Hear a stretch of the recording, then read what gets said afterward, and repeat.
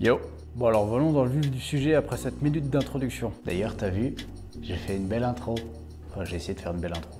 Bon, du coup pourquoi je fais cette vidéo? Eh bah tout simplement parce que vous êtes beaucoup à m'envoyer des messages sur Instagram me demandant des conseils pour acheter une E46. Alors je me suis dit vu que c'est une question que je reçois régulièrement, pourquoi pas en faire une vidéo, ce serait peut-être plus simple pour vous. Alors attention, hein, je ne fais pas cette vidéo pour que vous me fichiez la paix sur Instagram, hein, pas du tout. C'est juste que je pense que c'est plus simple pour vous. Et après cette vidéo, si vous avez encore des questions à me poser, n'hésitez pas à me contacter sur Instagram. Je réponds à tout le monde en message vocal parce que j'ai la flemme d'écrire. Bon, du coup, partez pas du principe que je connais tout à 100% sur ce modèle. Je n'ai pas la science infuse et je suis pas ingénieur BMW. Mais je vais vous dire dans le détail comment moi j'ai fait pour évaluer si ma voiture, celle que j'ai achetée, était une bonne affaire ou non. Sachant que la mienne, c'est une 320D, donc un 4 cylindres diesel. Alors, après avoir fait quelques recherches, j'ai trouvé une petite annonce sympa d'une E46 de 2001 avec 120 000 km, je crois pour 4 000 ou 4 500 €, je sais même plus si c'était 5 000. Elle avait l'air d'être assez propre sur les photos, donc je me suis dit, bon, allez, pourquoi pas, on va aller voir celle-ci. J'ai un tout petit peu échangé avec le vendeur et même si le feeling passait très bien, je partais du principe que je n'allais pas lui faire confiance parce que vu que c'est quelqu'un que je ne connais pas, je peux pas savoir si cette personne est en train de me mentir ou non, ou va me mentir ou essaie de me cacher quelque chose au moment où je vais aller voir la voiture. Voilà, ça c'est très important. Ne faites pas confiance à la personne même si ça a l'air quelqu'un de sincère. Faut se méfier un minimum. Une fois sur place, j'ai checké les 3 points principaux de la voiture. Donc l'aspect esthétique de l'extérieur, l'aspect esthétique de l'intérieur et après tout ce qui est mécanique. Donc j'ai un peu joué à Sherlock Holmes, donc en fin de compte, j'essaie de lui poser un maximum de questions et de voir si en fonction de ce que je constate, c'est crédible ou non. Donc pour savoir s'il essaie de me mentir ou pas. Du coup, je vais peut-être oublier de le dire au fur et à mesure de la vidéo, mais pour tous les points que vous checkez, n'hésitez pas à poser des questions et à voir ce que cette personne vous répond pour vraiment essayer de cerner la personne que vous avez en face de vous. Par exemple, le premier truc que j'ai fait en allant voir la voiture, c'est regarder l'état esthétique extérieur de la voiture. Donc je tournais autour, je regardais s'il n'y avait pas des bosses ou des rayures et en même temps, j'ai demandé à cette personne s'il y avait des rayures et des bosses. Il m'avait dit que non et effectivement, il n'y en avait quasiment pas. Il y en avait une ou deux, une petite rayure par-ci par-là. Mais bon, après, il faut aussi être conscient que c'est une voiture qui a quand même une vingtaine d'années. Du coup, là-dessus, j'étais regardant mais compréhensif. Pour regarder les rayures, c'est très simple, il faut faire le tour de la voiture, regarder un peu de près. Ensuite, pour les bosses, il faut regarder le long des lignes de la voiture pour essayer de déceler s'il y a une inégularité. Bon, pour voir si c'est bien linéaire, voilà. Donc, essayez de voir dans l'alignement des lignes de la voiture s'il y a des bosses ou non. Bon, pour ma part, il y en avait très peu, donc j'étais satisfait. Tout en continuant à faire le tour de la voiture, j'ai essayé de regarder si je trouvais des traces de rouille. Il y a souvent des points de rouille au niveau des passages de roues, donc les 4, les 2 à l'avant et les 2 à l'arrière, et en dessous des portes. J'ai trouvé 2 points de rouille, mais bon, c'est des points de rouille qui ont été traités, donc j'étais rassuré, j'en ai pas trouvé d'autres autour de la voiture. Même ouvrez les portes, n'ayez pas peur de regarder dans les endroits un peu cachés. Et aussi au niveau des baguettes pour mettre un coffre de toit, il y en a souvent à cet endroit-là. J'ai aussi regardé l'état des jantes. Bon, c'était pas des jantes qui me plaisaient beaucoup, mais bon, il y avait des jantes 16 pouces origine BMW, voilà, ça faisait sobre. Donc elles étaient en bon état, rien à dire de ce côté-là. Ensuite, j'ai essayé de voir si c'était une voiture accidentée. Donc il y a plusieurs petits indices qui peuvent vous mettre la puce à l'oreille. Généralement, les voitures accidentées ont été repeintes. Donc j'ai essayé de voir s'il y avait des différences de couleur entre le gris de l'aile et du capot, par exemple, pour voir si juste le capot a été repeint ou si l'aile a été repeinte. J'ai regardé un peu partout la différence entre les portes, les ailes, le haillon du coffre, le toit, le capot, etc. J'ai fait un peu le tour de la voiture pour voir si je trouvais quelque chose de choquant. Après un accident, souvent le capot est enlevé pour être repeint ou alors le capot a bougé, pareil pour le haillon. Donc j'ai essayé de regarder si l'épaisseur entre l'aile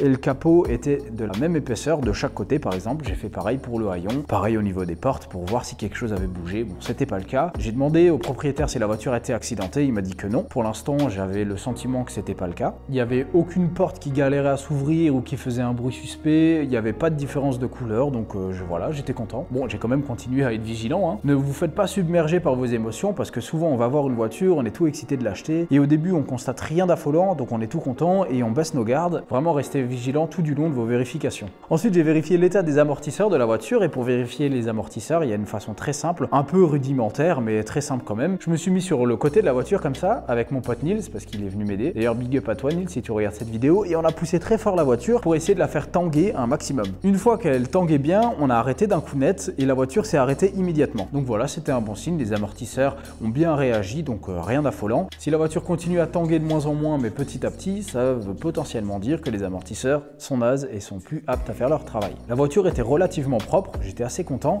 mais j'aurais préféré qu'elle soit sale, parce que quand elle est sale, ça peut vous révéler des choses en plus. Par exemple, si la voiture, surtout les diesels, fume noir, je suis sûr que vous avez déjà vu des diesels fumer noir comme une locomotive, et bah du coup, il y a souvent des traces de suie au niveau du pare-choc arrière au-dessus du pot d'échappement. Là, la voiture était propre, donc je pouvais pas savoir à première vue si c'est une voiture qui fumait noir ou non. Donc voilà, si une voiture fume noir, c'est pas un super bon présage. Soit c'est une voiture qui est encrassée, soit le turbo est potentiellement mort. Donc voilà, j'étais assez content. L'état général de l'extérieur de la voiture était assez propre. Il n'y avait pas de bosse, pas de rayures, pas de point de rouille qui n'a pas été traité. Pour l'instant, rien à dire d'affolant sur cette auto.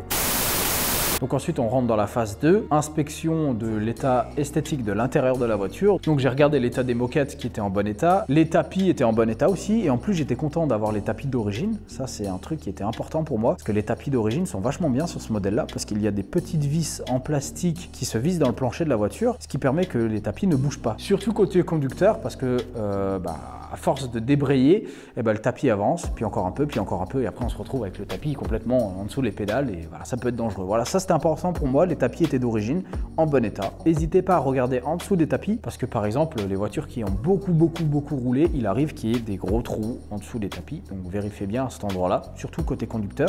Pour ceux qui connaissent ma voiture, c'est un intérieur cuir. Le cuir était en bon état, il y avait quelques petites traces d'usure, mais bon voilà, c'est une voiture qui a 20 ans, on ne peut pas être trop regardant là-dessus.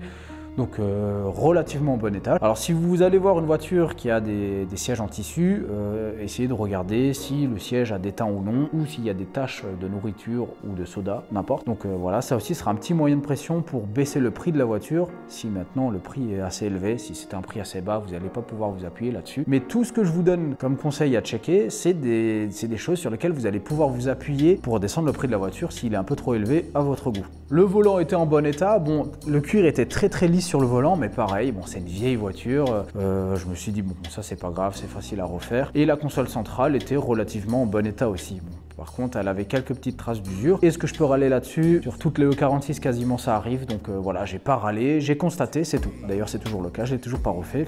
C'est quelque chose que je vais faire prochainement d'ailleurs. J'ai cependant constaté des traces de fumée, donc des traces de cigarettes au niveau du ciel de toit. Ça m'a un peu chiffonné, je me suis dit bon, ça va devoir être nettoyé, je savais pas trop comment. Pareil, si le prix est très élevé de la voiture, ça va être un moyen de pression, parce qu'un ciel de toit, c'est galère à refaire, ou alors c'est dur d'en trouver un autre en bon état d'occasion. J'ai enchaîné sur l'état du ciel de toit qui était en bon état, mais méfiez-vous parce que c'est quand même une maladie sur les E46, comme pour la console centrale, c'est quelque chose qui vieillit assez mal. Donc regardez bien l'état des montants, que ce soit les deux à l'arrière, les deux du milieu ou encore les deux à l'avant, ils ont tendance à se décoller. Si le prix de la voiture est élevé, ça peut être un moyen de pression pour descendre le prix. C'est impossible d'en trouver des neufs, ou alors faut le retaper. Je suis même pas sûr qu'on puisse en trouver des neufs. Là j'ai un léger doute. Ou alors en trouver un autre d'occasion en bon état, c'est assez compliqué. Donc voilà, checkez bien ceci. Regardez si les ceintures fonctionnent correctement. C'est quelque chose qui est contrôlé au moment du contrôle technique, mais aussi c'est un bon prétexte pour la dérouler et regarder si la ceinture remonte correctement. Souvent le ressort fatigue et elle galère à remonter. Moi c'est le cas un peu. Elle remontait pas comme une ceinture neuve. Et avant de sortir de la voiture, essayez de contrôler s'il y avait de l'humidité dans la voiture. Ça peut potentiellement dire que y a quelque chose ou un endroit qui n'est pas trop étanche. Et ça, c'est un mauvais point. Je suis ressorti de la voiture pour regarder l'état des joints autour des portes, regarder l'état du coffre. Gros moment de nostalgie au moment où j'ai réouvert le haillon. Parce que mon père en avait une à l'époque. Et je me souvenais que le haillon avait ce fameux cri de Chewbacca. Donc j'ai ouvert le coffre, gros moment de nostalgie, c'était génial. Le coffre était relativement propre, c'était cool. Une chose importante à regarder au niveau du coffre, regardez bien en dessous du plancher du coffre si la roue de secours est présente et si le cric d'origine est présent. S'il n'est pas dedans et qu'un jour vous avez un pneu qui crève, sans ces deux éléments, vous allez être un peu dans la merde, dans la merde. Regardez également si la boîte à outils de secours sur le haillon est complète. Il y aura un ou deux éléments vides d'origine, c'est normal, mais vous devriez avoir l'anneau pour le remorquage, deux clés plates, une taille 8 et 10 et l'autre 13 et 14 si je ne me trompe pas, une pince multiprise, une clé 6 pans et une espèce de clé à pipe pour déboulonner les boulons des jantes. Vérifiez bien que ces outils sont présents en cas de panne, ils peuvent vous sauver la mise, c'est un détail qui a son importance, donc vérifiez bien que la boîte à outils de secours est complète. Donc après le coffre, je suis allé vérifier ce qu'il y avait sous le capot et on va pouvoir rentrer dans la troisième et dernière partie du check-up de cette voiture, l'état mécanique. Donc j'ai ouvert le capot et là j'ai eu un petit moment de... Ouais, voilà. J'ai constaté qu'il y avait des traces de peinture sur les vérins du capot. Donc je me suis dit, traces de peinture égale a été repeint, égale potentiel accident. Donc j'avais demandé un peu plus tôt dans l'après-midi si la voiture était accidentée. Il m'avait dit que non, donc je ne savais pas s'il essayait de me mentir ou non. Donc j'étais sur mes gardes, parce que souvent une voiture accidentée est repeinte. Donc moi je lui ai dit qu'il y avait un risque pour que c'était une voiture accidentée. Donc lui il l'avait acheté, il l'avait pas gardé très longtemps. Ça aussi c'était un point qui me chiffonnait un peu. Ensuite, premier check visuel du moteur. Alors c'est le papa d'un copain qui m'a appris cette technique. En fait il m'a expliqué que lorsqu'on vérifie un moteur, il faut qu'il soit sale. Sale c'est un bon présage. Si le moteur est sale et sec, c'est un très bon présage parce que ça veut dire qu'il y a zéro fuite d'huile. Par contre, si le moteur est sale et gras, ça c'est un mauvais présage parce que ça veut dire qu'il y a des fuites d'huile quelque part. En l'occurrence, le moteur était sale et sec, donc super bon point. En même temps, c'était une voiture qui avait 120 000 km au moment de l'achat, donc je m'attendais à un moteur en bon état. Mais si jamais, soyez sur vos gardes, surtout sur les E46 qui ont beaucoup de kilomètres, parce qu'aujourd'hui, c'est des voitures assez vieilles, je le répète, donc il y a potentiellement beaucoup de kilomètres sur ces moteurs-là. Et pareil, si le propriétaire vous dit que c'est une voiture qui a très peu roulé, qu'au compteur, il n'y a pas beaucoup de bornes, et que le moteur est dans un sale état, genre hyper gras, hyper sale, ça le fait pas. Donc là, il y a anguille sous roche, peut-être compteur trafiqué. Bref, j'étais content. Moteur sale et sec. Bon point. Du coup, ensuite, je suis passé à l'essai de la voiture. Donc, j'ai demandé les clés. J'ai fermé la voiture complètement et j'ai réouvert la voiture pour voir si la centralisée marchait bien. Le premier bouton tout en haut ouvre la voiture et le coffre. Celui du milieu, donc le sigle BMW, ferme les 4 portes et le coffre. Et ensuite, tout derrière, ça ouvre juste le haillon. J'ai une petite pensée pour la fois où j'ai dû péter la vitre parce que je me suis enfermé à l'extérieur de la voiture. Bon ouais, c'est un grand jour pour moi aujourd'hui. Si vous n'êtes pas encore possesseur de 46 et que vous en achetez une, ne vous enfermez pas à l'extérieur de votre voiture. Si vous ne savez pas comment j'ai fait, je vous invite à regarder la vidéo où je remplace ma vitre parce que je l'ai cassée. Toute l'histoire est dedans, voilà. Donc voilà, il y a tout qui fonctionnait, le haillon marchait bien, ça s'ouvrait avec la télécommande, ouverture, fermeture centralisée, impeccable. Je me suis assis à la place conducteur, j'ai mis le contact, aucun voyant suspect sur le tableau de bord, je démarre la voiture, aucun problème, elle démarre au quart de tour, très bon ronronnement, c'est cool. Vas-y. Ça m'a fait mal, j'ai les mains froides. Aïe. Merci Eliana. Super ronronnement du 4 cylindres diesel. Non, franchement, rien à dire, le moteur tournait rond. Faites attention à ça. Regardez si le régime moteur est assez haut. Il devrait tourner autour des 1000 tours minute. J'ai laissé tourner le moteur avant de l'essayer. Donc, j'en ai profité pour essayer toutes les options. Les vitres, les 4 vitres électriques, je les ai baissées les 4. J'ai remonté les 4. Elles ne galéraient pas du tout, ça marchait bien. Toit ouvrant. J'ai ouvert le toit ouvrant, j'ai fermé le toit ouvrant, je l'ai mis en bataille. Il y a tout qui marchait, aucun problème. J'ai également vérifié si le radar de recul fonctionnait correctement. Ensuite, j'ai vérifié si les clignotants marchaient bien. Donc, j'ai mis les warnings et les 6 clignotaient correctement. N'oubliez pas les latéraux. Clignote orange, il faut que ça clignote orange. C'est bête à le rappeler, mais si ça clignote blanc, ça passe pas au contrôle technique. Les feux stop fonctionnaient, les 3. N'oubliez pas de vérifier les 3, parce qu'il y en a 3. Alors, les feux pour la marche arrière fonctionnaient aussi correctement. Feu anti-brouillard arrière, feu anti-brouillard avant. Veilleuse, feu de croisement, feu de route, tout fonctionnait correctement. Le rétroéclairage réglable par la molette dans l'habitacle de la voiture fonctionnait aussi. Il y avait un lecteur cassette, il fonctionnait. C'est un détail, hein, mais il faut le vérifier quand même. La clim fonctionnait, chauffage fonctionnait, chaud, froid, j'ai tout essayé, impeccable, il n'y a vraiment aucun défaut. Donc tout en laissant chauffer la voiture, j'ai refait un tour de la voiture pour voir si j'entendais pas un bruit suspect. J'ai regardé en dessous, parce que souvent, vu que c'est des vieilles voitures, les pots d'échappement ont tendance à casser, et j'ai constaté que le pot d'échappement était un peu fissuré. C'est quelque chose qui arrive souvent sur ces modèles-là, donc voilà un point sur lequel j'ai pu m'appuyer pour descendre le prix de la voiture. Vérifier aussi s'il n'y a pas de point de rouille au niveau du châssis, et vérifier aussi l'état des pneus. J'ai oublié de le mentionner un peu plus tôt. Quand j'ai vérifié les jantes, j'ai aussi vérifié les pneus. Mais là, j'ai oublié de le dire, du coup, voilà.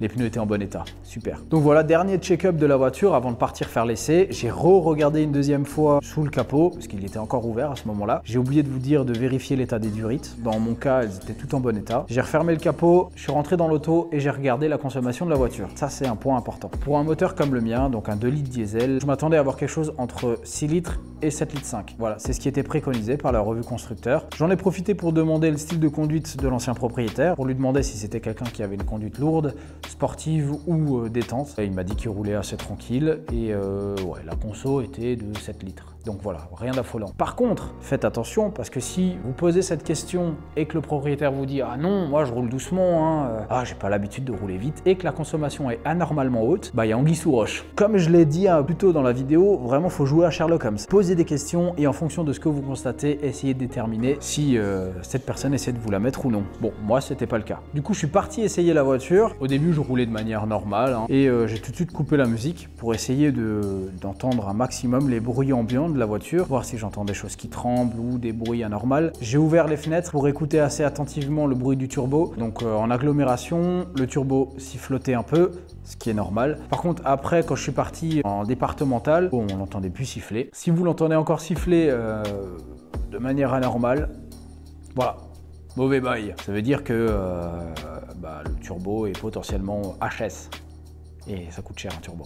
Bref, c'était pas le cas. Ensuite, je me suis dirigé vers un parking pour vérifier l'état des cardans. J'en ai profité pour essayer de faire un petit freinage d'urgence. Donc c'était un dimanche, il n'y avait personne sur le parking. Voir comment la voiture réagissait. Elle a très bien réagi. Si vous voulez faire un freinage d'urgence, vous partez en ligne droite. Vous roulez aux alentours des 40 km/h et après vous vous mettez debout sur le frein.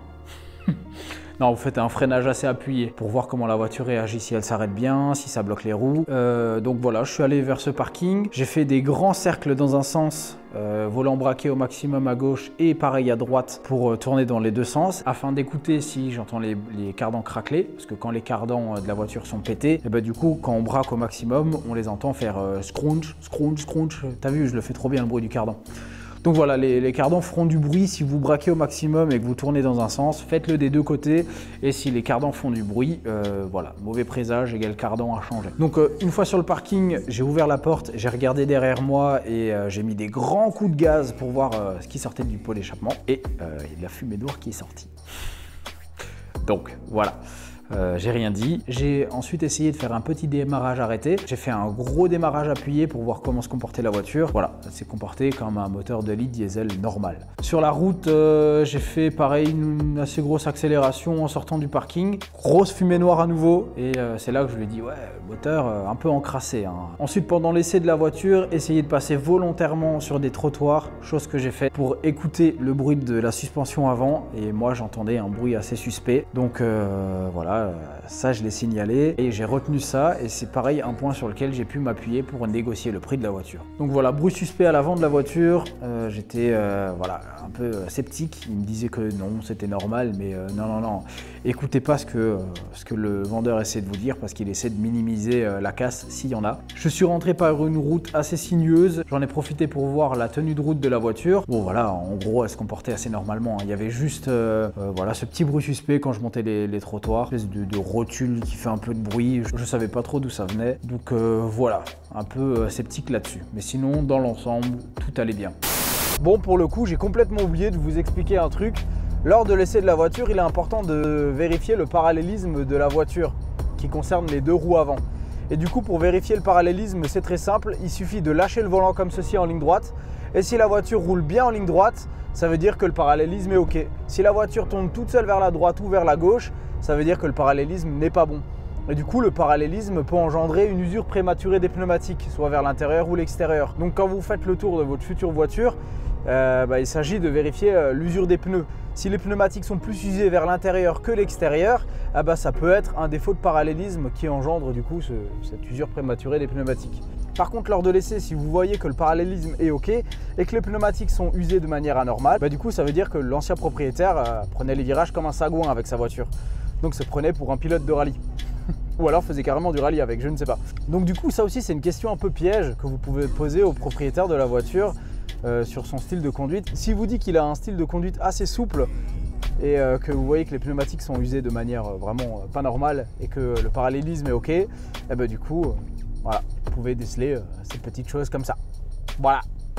Donc ensuite on est revenu au domicile du propriétaire de la voiture et c'est là que vous allez pouvoir faire la conclusion.